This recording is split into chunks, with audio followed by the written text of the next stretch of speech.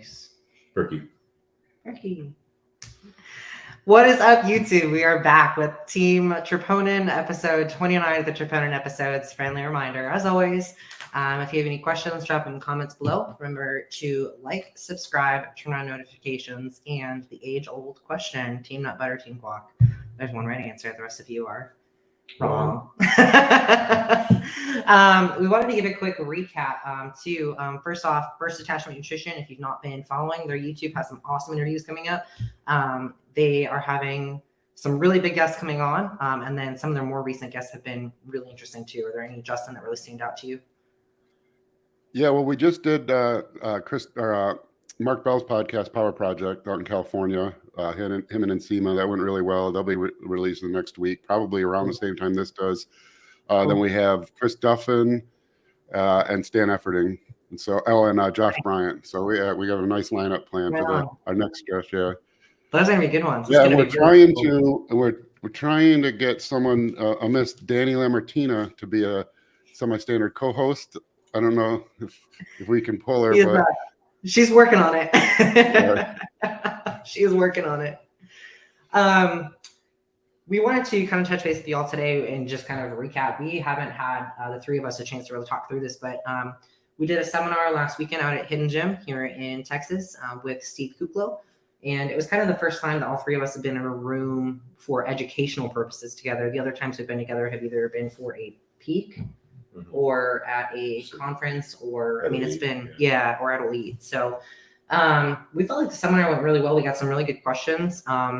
Justin, do you want to give us your 2 cents on that, and we'll kind of talk through ours as well? Kind of maybe. Yeah, I thought it went really well. All things considered. I had food poisoning. I wasn't feeling so hot. Yeah. A couple of things. We needed more microphones. That didn't affect the seminar, but that affected the filming. That hopefully we still get good content because we had a videographer out there.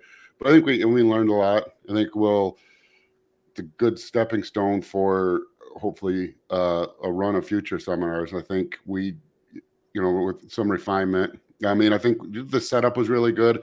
Like those, I'm just talking to you. The viewers can listen, I guess, but just like the banner things we had, like to get some of those for Team Troponin. I thought those were good.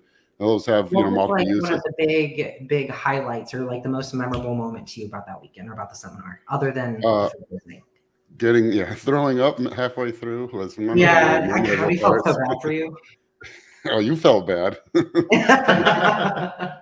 But no, it was good. We had good questions. Those, because I like to do more of a Q&A style usually for those, which it's hit or miss because it's really dependent on what type of audience you have. And the questions started growing. I thought it was interesting what people wanted because they really, like the path of the questions really kind of was more geared towards your guys' stuff. There was a lot of training questions, a lot of rehab, a lot of PT stuff. I thought that was interesting. It's good to see, because I think that really shows there's value in kind of a Team Troponin seminar thing, because it wasn't just nutrition questions. It wasn't just, competition questions. It was, like really covered the gamut of everything that our expertise is in. I thought it was cool too. I saw a post today. I forget, it may have been Chris Edmonds who wrote a program for me recently, but he brought up a good point how, between the training, the recovery and rehab protocols and diet in and of itself. No, it was JP. One of those things isn't enough. You really need all the ingredients of the recipe to have a tasty recipe. And I feel like it really came out last week with us, all three of us kind of being together, that really running the gamut. I think we're the only team that I really know of that does all of that. It was really cool to see it work together. Yeah, and I think one point that came out really well, I can't remember who asked the question, but it led us to say that basically, training is this variable that you can always manipulate to your benefit. Because I think Steve touched on this as well. Nutrition and PEDs, if you take them, are obviously very important. That's going to largely determine like the max rate at which you can grow. But you can only consume so many things. You can only put so much of that stuff into your body. But training is this variable that you can always make changes to and always refine. And I think if you see the bodybuilders who make a lot of progress during their pro career and who are able to shore up weaknesses year after year, it's it's usually their training. Like nobody says, oh, well, I switched, from chicken to beef and that's why my biceps grew or my back grew. It's training. Yeah. Or and that's real. Well, that's the one thing you can control also. I mean, you can hire a great coach. You can work with, someone who knows how to specialize with chemicals or whatever, you can, but no one else can lift the weights for you, And so that's, at the end of the day, that's really the one thing that each individual has control over. I think one thing I really loved being able to do is like, I knew it was going to happen. It was cool for me to like show you guys. I had a demo where I pulled someone that we know up onto a table and I did his muscle testing and some range of motion testing, just like at baseline. And he was better than I thought he was going to be. And then I said some really mean things to him that I didn't mean at all. It was actually really hard for me to do, but all this testing changed. His range of motion decreased, his muscle firing or reactivity got worse. And then I just said some really nice things to him, which was really easy because I love him. And everything came back better than it was initially. And so, we kind of we joke about team lift happy, lift angry, but I thought it was a really cool demo just to be able to show that like your thoughts, like you control your training. But the other thing you have the most control over is your thoughts and just how imperative it is to keep control of those things. And kind of shield yourself in a way. Yeah. And I feel like that's another kind of good, I don't know if you say it's a point that people drew, but just kind of a feeling they got, because I think you can go to a lot of seminars with people who are really knowledgeable and can give you a lot of good information and just say smart things. But I think the kind of X factor of a good seminar, of a good educator in general, is that they kind of leave you feeling inspired or extra motivated. And I think Danny did that really well too, because as she talked through a couple of other people's injuries as well, it kind of gave the audience the sense that, okay, you might hurt sometimes and things are hard, but you can always find a way through or around your issue and keep making progress. Yeah, it's interesting. Some of the people that hurt. So after the seminar, after the education component, we did a training session, and a couple of the people who were dealing with some injuries kind of hung out with me. We split up a little bit, and then we all kind of came back together. And there were 8 people using. There was 7 on the seven on the Cybex squat press working in together, but a couple of them were dealing with some injuries, specifically with leg training. Like they could not train legs without having like really, really crippling SI joint and hamstring pain training legs. And they just kind of dealt with it. And I thought it was a really, really cool day because I talk a lot about how training itself is the rehab process. And I think it kind of goes in one ear, not the other for a lot of people. But just a couple of small cues changed this person enough that they were able to train hard. I mean, like past failure training. We're not talking like, it was like kind of hard training, but like he had forced reps on just about every movement. Took things obviously very heavy and had no pain afterwards, just with a couple of cues, a couple of redirections and things. What's like that? Dan was his name. And he actually messaged me after and was like, what, like, this is crazy. I was like, yeah. It wasn't Dan Budd, was it? Mm-hmm. Yeah, he's a client. Yeah. He's awesome. Yeah, he said it went really well. And Meredith she dug deep. Like she dug in that training session, which is cool to see. It's always awesome to see other women like kind of break past that mental barrier of what they think they can do. And I think probably for a lot of people in that session, they had like a target rep range, and we a couple times were like, don't think about the rep range. Just keep going until you can't, because putting that rep range is going to put an artificial ceiling on that you may be able to break through. It might not even be stimulative. Yeah. And on that note, I think the training session was another really valuable part of the seminar. And if any of you guys are listening, thank you all for coming out. The people who stayed were Dan, Meredith, Alex, Robbie, Ranson, our friend, who was kind enough to pay full price for our seminar, even though he'd already hung out with us so much. And then Joe for First Attachment, in addition to me and Danny.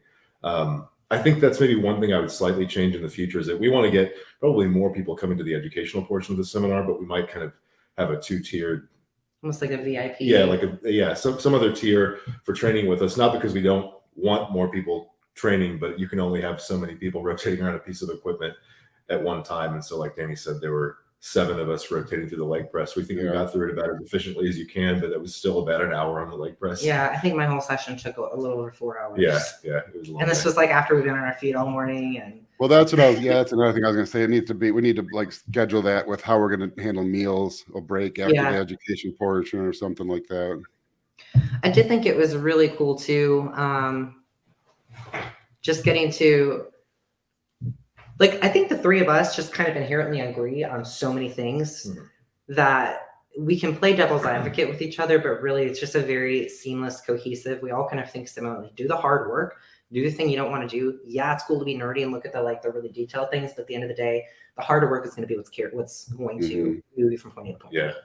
On that note, I'm kind of happy that we're seeing the pendulum swing a little bit in the other direction finally, because training has become so over intellectualized over the last few years. And there's been a lot of good content coming out. People are learning how to train better, but there are also a lot of people who are, what Dante Trudell would call it, like pinky twisting, people focusing on the fine details. Oh yeah. Bicep curl, curl.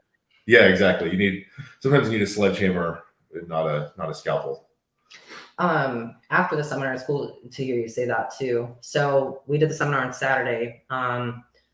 Tuesday, I ended up getting to do a little kind of PT work on James Hollingshead and then train with him and just talk to him for a long time. And for being someone who has accomplished so much in this sport, it's wild how humble he is and how much. I mean, he's got some really cool stories, and hopefully we'll be able to get him on an episode here in the future. That'd be great. Yeah. But just hearing his take on almost the responsibility that he feels to kind of bring up this generation of athletes into something different and into something new, which is basically, again, like the hard work.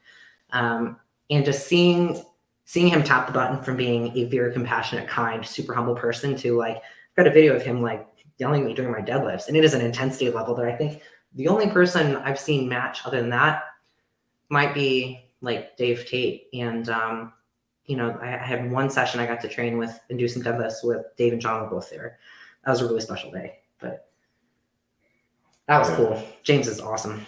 So kind of big week for Team Troponin. I think it's cool seeing all three of us kind of being able to move forward into things that we're excited about. And I think, again, it's a testament to when you're willing to stay in it in the moments of discomfort, your success really is just on the other side. It's just kind of that mud in the tires.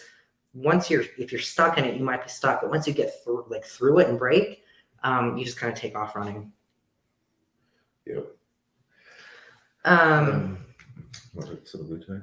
Yeah. One other question we had, and Justin, you kind of be the target for this one, is we've had a lot of people ask about semaglutide. And for those of you who aren't familiar with it, there's a lot of talk about semaglutide is a compound that helps with supposed insulin sensitivity and can do some things for blood work as well as carbohydrate tolerance, we'll say. There's a lot of talk around what does it actually do? Does it stimulate fat loss? Is it something that is actually going to I saw a post and some research showing that it actually created muscle loss, but we don't know the other protocols associated with that too. So Justin, can you tell us a little bit more about that? Yeah, well, I'll start with, I guess, mechanism of action, and I probably should have looked this up before I go talk like I know what it does. But there's actually two compounds. There's semaglutide, which is the main one. There's another one that I'm seeing now that I can't think of the name. It might start with a T. Is it? It's not liraglutide, is it? It might be. I don't. Well, because semaglutide is a GLP-1, works through GLP-1, glucagon-like peptide 1, and then there's another one that's GIP. They're both incretins. But anyways, what they it's basically the same thing. One of them is I think GLP is in the small intestine, and then GIP is more near the colon. And what they do is they act on the beta cells of the pancreas to increase insulin secretion. I mean, that's really what they do. It's increasing insulin secretion, And so it's funny that people call these fat burners because people worry about taking insulin because it's going to make them fat. Well, that's basically what these do. They're really not fat burners. It's an interesting thing because most people's body composition improves and most people do lose body weight and body fat. But oddly enough, it's really because it may be partly because of the improved blood sugar levels. But the interesting thing with that is, if anyone remembers from undergrad, the classic, how do you know someone's a type 2 diabetic is rapid weight loss, when their blood sugars climb, they actually, because they're only burning fat, they're not utilizing carbohydrates at all, and their body weight plummets. And so that's and if you've ever seen someone who gets an acute adult onset type 1 diabetic, and that's actually an interesting thing. I've seen it's happened. I know someone very close to me it happened to after getting COVID, became a type 1 diabetic. Yeah. And that was the first thing that happened was their weight plummeted because their blood sugar was 700. Their A1C was 14. Wow. Yeah, I mean, they didn't know how long it happened, but they had no. Is this a bigger dude by chance? He works out. No, not a bigger. Well, very muscular, but only like 170 pounds maybe. Okay. But like really into working out, but into working out to look good for the ladies, like. But he was shredded. He was shredded, But but then the next step is like muscle wasting is kind of the later stages of that. Yeah. So it's a weird thing that people do lose weight, but they really lose weight because it kind of like ruins your appetite, and it lowers your appetite in a weird way. Most people say it's like, well, I don't have an appetite because it makes me nauseous, and it's like, is like that what we want to do? So semaglutide for me right now is really interesting because it's like if you list it on paper, okay, it increases insulin production. That's good. I guess we can like that, but that's not what we consider a fat loss product. But it makes people lose weight. But the reason it makes people lose weight is because they're nauseous and they don't have an appetite. Is that really the reason that people lose weight though? Because so I'll be transparent. I'm on semaglutide right now. Probably more than internet wants to know, but I do insulin resistance, PCOS, and a couple other things going on. So I'm on very low dose metformin, in addition to semaglutide. And I felt like the semaglutide just let all the other systems and effects really move forward at a better rate. Well, I wonder if the combination is helping you because the semaglutide would be increasing secretion, but then the metformin would be increasing sensitivity. Mm-hmm. Yeah, and it's still new. I'm still gathering data. It's not quite to my recommended product list, but it seems to be working well enough that it's pretty close to being added to like my standard. These are things that might benefit us in a contest prep or a fat loss diet. But the other interesting thing is it doesn't have an effect on metabolism, so like if it improves weight loss because you eat less, that's really not, for what we do, that's not really essentially relevant because we're on a program diet. But another caveat is, yes, we're on a program diet, but it's hard. And at the end of a prep, you're really, really hungry and it's very difficult to stay on the diet. And so if this takes that edge off the hunger, that's another thing that's beneficial. So it's a really kind of a weird compound because it's not really a fat burner. I mean, it doesn't, but it does seem to reduce appetite. And when I said like the nausea thing, I was kind of like going over the top with everything because that seems to. I've had several people that say, well, it's like, I don't have an appetite because I feel sick. But other people say they don't get that sensation at all. It just does. It does just reduce their appetite. Okay, I have a couple of questions though. Just like a couple of things aren't quite adding up. So you mentioned how diabetics will lose weight before they get treatment, right? Because their blood sugar is climbing and they're burning a lot of body fat. Mm-hmm. I guess that makes sense. But then a couple of questions. Is that to say that when a diabetic does take insulin to lower their blood sugar, they are in a sense basically making themselves fatter and taking a trade-off of I'm going to get a little fatter, but I'm also going to not die? Yeah, but it's really not. It's not like a long-term thing. I mean, if your blood sugar is 600, you're not going to live a long time. Right. But when your blood sugar, I'm talking like when people are really bad and your blood sugar climbs that high, you're in ketosis. You're burning fat for fuel. You're not those carbs just build up in the bloodstream or get peed out. I mean, it's like it's not a good state at all. It's not like you're burning fat and it's in any way good. You're burning fat. It's like a wasting disease, because you're not able to move the carbohydrates into a position where they can be used for energy, basically. So you're in ketosis. So it's not a good thing at all. It's not like, fat burning. It's a very bad thing. It's like a wasting disease, basically. And so long-term, it's not sustainable. And long-term, their body composition will improve when their blood sugar is under control because, that you're able to utilize nutrients the way you need to. It's just like a short period of time, like as your blood sugar climbs really high. Okay. Yeah, it's kind of misleading in that, and it's really only noticeable in like that case where if someone were to get acute onset type 1 diabetes, and you'd see that they would lose body fat very quickly and body weight very quickly, but it's for several reasons because they can't use the carbohydrates. They're in ketosis. They feel terrible. I mean, they'll have large ketones. It's dangerous to exercise. They'll have no appetite. They're, no energy. So it's not a good state. It's just like a weird kind of, it's like technically this is what happens, but the reason they're burning fat is because really bad things are happening. Okay. So then I think you've also said before when talking about insulin use in bodybuilders that insulin, if used properly, can actually make you leaner. And I think that's because basically you're using nutrients more efficiently. So I think this is the reason that basically carbohydrates are more likely to be used to create glycogen versus going to fatty acids. And so let me see if I can clarify. So I'll start with the type 2 diabetic, and I'll just take it to the extreme. Yesterday I was normal. Today my pancreas doesn't work. My blood sugar is now 800. I'm not using carbohydrates. I'm in heavy ketosis, large ketones. So obviously the only energy source I'm using right now basically is fat. And I'm just wasting. It's a terrible state. It's not good for body composition because I'm very quickly going to start eating up muscle tissue also. But in that short period of time, yes, I mean, I'm doing things. I'm moving my arms around. That takes energy. And right now, the only real energy source I can use is ketones and body and fat. So, but it's not a good state. Now, in the other case, we take a bodybuilder and they're eating a certain diet. They're eating whatever, this much protein, this much carbs, this much fat. When we add insulin to that exact diet and the diet remains unchanged, we are now more likely to use, if some of those carbohydrates would have been stored as body fat, now we're more likely to turn them into glycogen instead. So we're still storing them. There's no change in that. The thermodynamics still holds. I'm still storing the same number of calories, where maybe before 50 calories of the carbohydrates would have been converted to fatty acids and then stored as body fat. Now those 50 calories can be stored as glycogen. And maybe a few calories of amino acids that would have been stored as body fat now will still be stored, but the body will be able to synthesize that as new muscle tissue. So the same amount of calories are stored. They're just slightly more likely to be stored in ways we want. And over the long term, over 10 years, that is going to make a difference in body composition.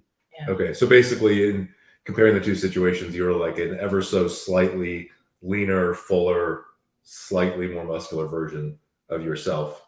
I wonder if this is why semaglutide might be particularly useful for bodybuilders who are on that program diet, because if that's going to cause insulin secretion, then it's kind of the same thing happening, maybe just to a lesser degree.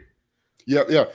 So I probably should have clarified when I first started talking about semaglutide. I was kind of like doing the take everything to the extreme, because it is not a fat burner. But yes, under the same pretense, under the same situation, over the long term, yes, it most likely will improve body composition, especially for what we're doing, because we're on a planned diet. We're not eating, I'm hungry now, let me find something to eat. We're eating because this is what's in our plan. And now this is going to make more efficient use of those nutrients. And over the long term, that will add up to better body composition.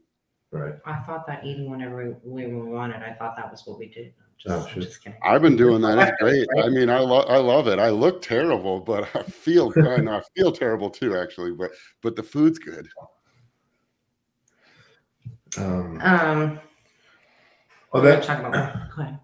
was just I'm kind of stealing from Vigorous Steve here. I don't know if you guys have ever watched his videos, but he had a video, this was a year or two ago. He was talking about, I think, semaglutide and this other one called liraglutide in the same video. I don't know. I don't think they really have the same mechanism of action or even the same prescribed purpose. I think maybe it was liraglutide that I was thinking of earlier that was more used as an appetite suppressant. And he's the kind of guy who I don't think he ever got massive open bodybuilder big, but he would play around with things and kind of optimize every part of the process. And I feel like he was using liraglutide to suppress appetite to the point that a really hard diet was basically easy. Have you heard of this, or is this kind of the? Yeah, it seems one of those things that nobody who actually competes is going to do. But I was just curious if you heard of it. And I can't remember if that's one. There are two different compounds. There's semaglutide works through GLP-1, which is in the small intestine, glucagon peptide, GLP-1, whatever it is, and that's in the small intestine, and that works through. It has all the. I think it does have effect on hunger hormones, leptin and ghrelin. I was kind of joking about the nausea thing, but that was something a client just said to me. I was like, so, you've noticed reduced appetite? And he's like, yeah, I'm less hungry because I'm nauseous all the time. So that is more just, but I think there is actually a direct effect on your hunger hormones, leptin and ghrelin. I got to go back and look at the stuff, but I think there is. And then the other one, and I'm not sure because I can't remember the name of it, but it may be what you're talking about there. That works through GIP, which is glucagon inducing peptide. I can't remember. There's another one, and that's deeper through the intestinal tract, more near the colon. But it's the same thing, and it has kind of the same effects, I think, as the effects on the hunger hormones, and it has the same effect of increasing or stimulating the beta cells to secrete insulin. Okay. So they're Would it be- basically the same thing, just a slightly, like a little earlier in the gut versus a little later on in the gut. Okay. Would it be tirzepatide? That sounds right. Yeah. Okay. I just did a search for semaglutide versus, and that's the only. Yeah, that sounds right. Yeah. That's not what you were talking about, though? No, what I was thinking of was called liraglutide, which I think is used more for just straight appetite suppression. I don't know if it really has much. I don't even think I know that one. I'll have to look that up. Do you know anything more about semaglutide? No. Nope. So it's everywhere. It's like it's kind of interesting because I wonder if it's one of those things that's very in vogue right now, and I wonder how long it's going to stick around for. Yeah, I mean, that's what I was just. You think about like GHRP and CJC and things like that. Yeah, I was just back in the day. It's kind of fun though, because when you've been around this long enough, like it's the same stuff, So it is exciting when a new thing pops up. But what often happens is like it didn't exist. It starts to exist. A few people like it. Everyone wants to try it because it might be the holy grail, and then no one's using it. And so I don't. Maybe those never would have gained more traction among actual good competitors. But I wonder if the reason why those like the GHRPs and the secretagogues have fallen back out of favor among almost anyone is just that the price of generic growth came so far down to where because that was the reason why people that and the legality, I suppose, that you could get it from shady peptide sites and technically you weren't taking any risk and they were cheaper than real growth. So and you have all this forum nonsense, people saying, oh, if you take this much CJC and this much GHRP, then it's the with or without DEX IU of pharma growth. No, it's not. Well, there was a period of time. I remember you couldn't get online without the only thing people were talking about was CJC, and then with or without DAC. Yeah. Oh wow, that's a throwback. I wonder. Well, I never tried it on myself. I tried it on my research rats, of course. But the only thing they noticed from GHRP was is this in their words? Their words, they told me, yeah. Okay. Was instant hunger, like incredible hunger. Yeah. And it kind of like if you've been on an empty stomach and taken a little bit of insulin. Your mind just went, I have to have a candy bar now. Yeah. So, and I think that's really of all those peptides, GHRP, 2, 6, ipramorelin, I can't remember all of them, CJC, with and without DAC, Husker do's, Husker don'ts, Scooter biscuits. But out of all those, it seems like the only the one lasting thing is that if you have appetite issues like low hunger, GHRP 2 and 6, and probably specifically 6, really seems to boost appetite. Yeah, actually, that brings up an interesting question. What do you think of people using drugs to improve appetite? I'm a little bit weird about it just because we already take stuff, to build muscle, and I don't like adding stuff to the equation to solve a problem that could be solved without a drug. It's some people just don't want to eat, and it's it comes down, it's like a genetic thing, like you can want to be a bodybuilder, but and most of it is the training, and so if you love training, you think, okay, but you have to be willing to, you got to be able to do the cardio, and because it sucks and no one likes it, but you got to be able to tolerate that. You got to be able to follow the diet. You got to be able to eat. You got to be able to eat a lot. And there's all these things. And I have one client, really good physique, but that's one of the problems is like, there's no appetite, and I don't understand that because I can't remember a time I wasn't hungry, but that is, like that's a part of the genetics, like for me, getting lean was really difficult, but like appetite was never a problem. Getting strong or wanting to lift heavy or, and so, but I kind of agree with you in that this is a 15-year sport, and if you need to like take all these additional things just to be able to do one of the minimal requirements for the sport, which is eat a lot of good, clean food, it's, it's almost like the same genetic thing as having like really bad bicep peaks or really high lat insertions or, the inability to build muscle. I mean, there's only so many things that you can fight against. And if you're needing drugs just to be able to eat, are you going to be able to do that for 15 years? The 15 years it takes to add the size to become your peak in the sport or whatever. Yeah. Well, we're talking about eating, and I'm sitting here like, can I eat my rice cake yet? Yeah, Danny. I know. I'm going hypo just talking about food. My brain's like, food? What? You keep mentioning food.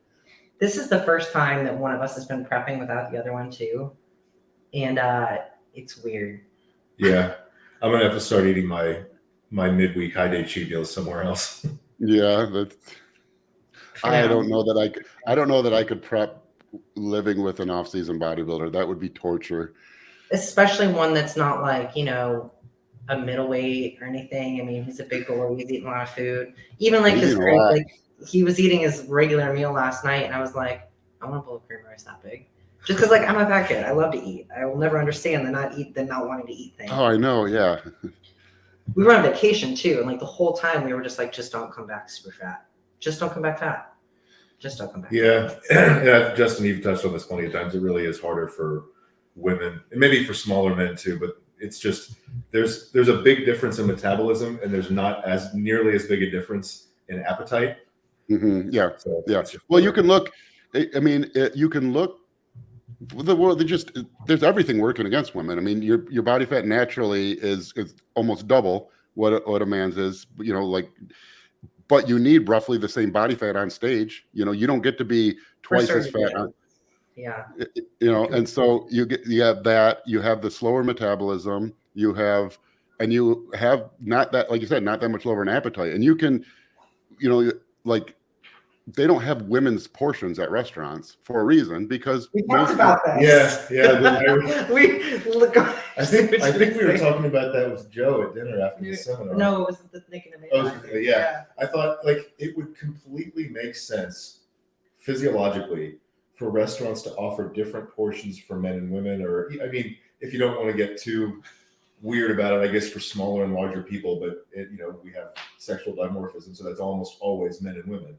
But you just couldn't get away with that. Like people would get mad. If we went to a restaurant and let's say Dave was going to order for me or something, he can't be like, give her the women's size, because it would be just looked at as so misogynistic. Oh yeah, you'd be evil. Yeah. Well, you could do the other way, like just shrink everything down, and then you have a man-sized portion. But that would be just as bad. What do you mean? You don't think I can eat the man's portion? No, you can. It kind of works that way anyway, though, because we'll both order meals that are full size, and then I'll eat mine and give you a bite, and then you'll eat half of yours and give me the rest. No. I would eat all of mine. You would. That's I know. The thing. I'm saying you have self-control, so we do that. Well, I also didn't want to come back and have Justin drop me like 50 carbs on a low day right off the bat. So, yeah. Yeah, but the appetite thing is interesting, because for whatever reason, it's just always been intriguing to me from working with people, but seeing it in my own family, because my wife has a pretty low appetite, and 2 of our kids really take after her, and 2 of them take after me. And it's interesting to me to see, because my 2 little eaters, they like our youngest one, like I'll make her like elephant ear, she always wants, which is really just tortilla with cinnamon sugar on it, and she likes when I make it because I put like half a stick of butter on it. Yeah. But that's my thing. I'm like, well, she's got to get food somehow. She doesn't eat, She's like she's half the size she's supposed to be, which is so crazy to me, because my whole life would have been the opposite. Like, well, how will it taste with no butter? Because then I could eat 2 of them, for that same amount of calories. Yeah, it's wild. We did a lot of walking when we were on vacation too. And like me, I still had to pull back quite a bit. And I came back roughly the same weight, which was like, thank God. We did a bunch of walking. Dave ate quite a bit. Like we had ice cream every night. We had cheat meals every night, basically. But he actually came back, like 4 or 5 pounds lighter? Well, in my last check-in, I was actually up a couple pounds. It was just water. But I mean, throughout the entire vacation, I was like down a couple pounds and pretty dry. So Dave's at that state. I remember saying this like an idiot to a bunch of women at the place where I worked at the hospital, where they were asking about, eating and like, because I was always in shape. And Dave's at that point where it's probably almost impossible for him to get fat as things currently are, if he kept training because the amount of food he just has to eat just to maintain his body weight and body mass is so high. And I remember there was a short period of my life from about 2006 to 2008 when I was at my largest and my metabolism was at its best, where that's really what it was. I mean, I didn't really test the theory because I didn't eat that way, but it was, like if we did go on vacation and I kind of didn't care, I would come back, if anything, lighter, and it was like, it was, Every time we go out of town, there's like 2 or 3 weeks out of the year where I won't follow the diet to plan. I'll just try to eat protein and like decent meals and then have, a cheat meal with Danny or family or whatever.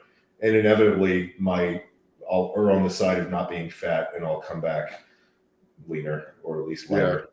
Yeah. But it was interesting things that only happened a short period of my life, but it was fun when it happened. I'm curious too what's going to happen. We're at a pivot where Dave's going to have me take over some of his training. I'm interested to see what that does with food requirements, how much more you can push.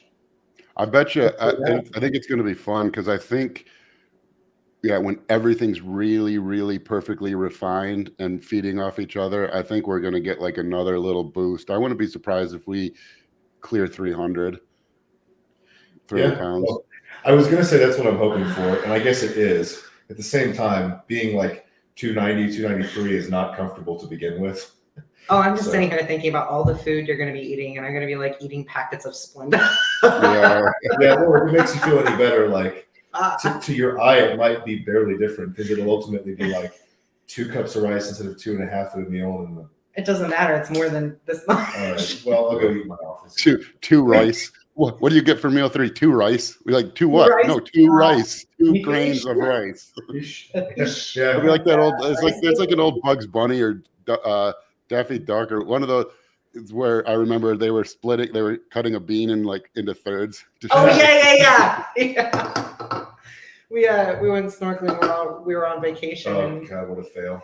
So Dave is not all that. Does Dave? Both did, but Dave was really bad. Isn't that terrible? I almost died. We did that on our honeymoon, and I was new enough to being really muscular that I didn't know that I sunk that much because I swam all the time as a kid. So I still have scars on my feet from kicking my flippers so hard to stay alive because I didn't have a life jacket. We jumped in and everyone's floating around and I just went straight and I'm just like, and there were a couple times where I was like, I'm going to have to like ask for help. But I was like 22. I was like, I can't, I'll be too embarrassed. I can't. But I was fighting for my life the whole time. We tried a couple times last year. We did a couple tours with life jackets on and having like a pool floaty or something to hang on to for him. And it was like, okay. We tried without anything. We're like, yeah, it's hard. We still had life vests this time. No, I'm taking last year. Oh, yeah. And it was a hard no. Like within probably 2 minutes, we're like, yeah, no, this is not going to happen. Yeah, I would. This year, even with a life vest, it was like, there was a point where I turned around and Dave's like gasping with a life vest. I was like, we need to turn around like now. So like flag down our guy. He's like, you sure, man? I had like, big 300-pound guys here all the time. I'm like, it's not the weight, it's the density. Did not understand that. Yeah, no, I remember like it like as a kind of as a party trick. I would go like in a pool. Well, because in a pool you can just jump right in and walk along the bottom of the deep end, like you're just walking. It's really people don't. At that point. What's that? Yeah. Well, if people don't understand that, I remember we went on Gull Lake here. This is one of the last times when I was like really serious about everything and very lean, and like my wife said, made like some comment like, "Oh yeah, no, Justin will drown," and she's like, "Oh, he doesn't know how to swim." And I was like, "No, I know how to swim. I'll just drown." And she's like, "How will you drown if you know how to swim?" I'm like, "Because I will sink." She's like, "Well, no, you won't. You'll just swim." And I'm like, she wouldn't understand. And I'm like, if I tied a cinder block to you, it doesn't matter if you know how to swim, you'll still sink. And she just thought like it was so absurd, and she thought I was being ridiculous. And I'm like, I know how to swim. I cannot kick fast enough. I mean, not forever to hold my head above water. I feel Well, go ahead. The scary part about this time, like we went, just to clarify, we went to Hawaii last year as well. And at that point, we did a couple snorkeling tours. One was off of a boat and one was out of a kayak. So you always had something to go back to. And each bout of snorkeling was only a few minutes. This one, we like booked it kind of last minute. We didn't want to bother with the extra time requirement of going on a boat. So this one was just from shore. So we got like 30, 40 yards out and I'm already dying. And the thing was supposed to last an hour. I'm like, this is not going well. Yeah, I've never seen, you can tell Dave just doesn't panic about things. Like he's always very even keel. Like there's nothing really, he's just so rock solid. Nothing bothers him. Like I could sit there with like a paper airplane and just throw it at him all day long. And he might kind of go, hey, like that's annoying. But there's nothing that bothers him. And he went to straight, like eyes are wide, like he's gasping, like just straight. Oh, man. Yeah. And I think the rest of the day, it was like you were a little bit almost on edge for a little while, just from that sympathetic shift of like that survival. That was shame. Oh. Shame. Yeah, I know that was same as me. I don't know. Shame. That's pretty wild. So funny because same thing that when we did, I was like literally fighting for my life, but too embarrassed, too proud to like ask for someone to save me. But I remember we got back on the boat and blood's just running off my feet, you know. Oh my God, you poor thing. Well, because I kicked my flippers, and so that rubber was just rubbing, you know. But I was kicking as hard as I could for the whole time, and I still have scars on my feet from it. Wow, that's wild. Well, it was a good meathead moment because we got back to shore like an hour and a half earlier than we would have otherwise. And we get in the car, and he said, "So, do you want to train?" So we went to the Powerhouse gym that we had been going to a couple times already, and just had a training session. And it was a great session. Yeah, God, some of our best training in the last few months, I think, was that week. Yeah, we went out there thinking we'll take it really easy and just train because it's just part of our lifestyle. But then we rarely get to train together these days, so we still train. Yeah, you're probably so excited. It was like when Andy Dufresne escaped from Shawshank. It's like you got a new lease on life after you survive that. You're supposed just like Shawshank, just like we did in prison. Totally. Yeah, a river of shit to came out clean on the other side. Prison. Yeah, very, very similar. I mean, they both involve rain or water or something. I don't know. Well, I guess we're close to wrapping up, but real quick, we wanted to do some Arnold Classic predictions, pontifications, whatever. So I don't think any of us have kept up really well with all the different divisions, but I know for Men's Open, it looks like most of the people from the Olympia, other than the top two, are going to be back in this lineup. Not all, but a lot. So I think a lot of people have been talking about Nick Walker versus Samson. And I'll just throw this out there. I would bet on Nick just because if he was third at the Olympia and 1 and 2 on there, that seems reasonable to expect that he would win. So I think it's cool too, seeing Nick's shape change. He did a lot of breath work to help with that. And there are a few videos of him working with a PT in school and the same stuff that I use with my people. So it's cool seeing someone who has that much density in his frame still see a shape change. So I'd like to see him win. I'd like to see him do well. Yeah, I was going to say the same thing. I think it's interesting in that you can see he's really trying to be the best bodybuilder he can be. He looks like he's downsized a little bit. Yeah. He's going to be very lean. I mean, he has been in shape for a long time, very lean. And yeah, it's kind of cool to see that he's not just, because that was a lot of guys that with a lot of hype, that's kind of, they just keep trying to be the biggest guy. And he is a big dude and could be a very big guy, but you can see he's really trying to be the best bodybuilder he can be. Yeah. I like that. He's such a good example. And Justin, you've pointed this out a lot, a good example of basically how to go about bodybuilding if you want to be as successful. Because if you followed him for the last few years, I mean, he spent probably the vast majority of his career just doing the basics, training super heavy, getting super strong, eating a ton of food. And I haven't seen many of his training videos recently. I think he recently changed things up, but there was a long time where he was, incline pressing 500 pounds. Yeah. Just ridiculously strong. And now I think he's finally taking a little bit of a different approach to his training and I think to his eating and doing all these little extras to refine all these things. Yeah. Go ahead, Justin. Well, he's like, I mean, I bring him up all the time, and it's not like I'm not really that big of a fan of his physique. I mean, I think he's doing everything he can I think a lot of the early hype I wasn't all so much keen on it. And I think my tune's changing. I think he's really showing to be a really solid bodybuilder.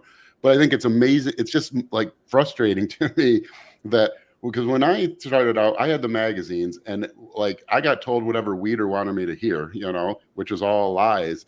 And now, I mean, every guy coming up gets to see in real time exactly what it takes, everything we've all been preaching for years, just the consistency, progressive overload, do the right things, do them all the time. And it's amazing to me that guys still don't, it's shown right for you in real time. You can see what the guy does, the basic lifts, the basic foods. I mean, you see, like he talks about his diet, and it's the same, it's like chicken, rice, and cinnamon over and over and over and over. I think that the consistency is something that there's a maturity reflected in that, and he's not very old. He's relatively young. He's like 27. And I think that having the maturity to see the whole picture, he just makes a fun story to follow. And I think that that's something that I talked about with someone at Destination who's been around and been to the Olympia and competed at the top this week was. If you're going to do well at this sport, you got to be a little crazy to get to the top, but the craziness has to be rooted in a maturity of seeing the whole picture and being actually kind of balanced.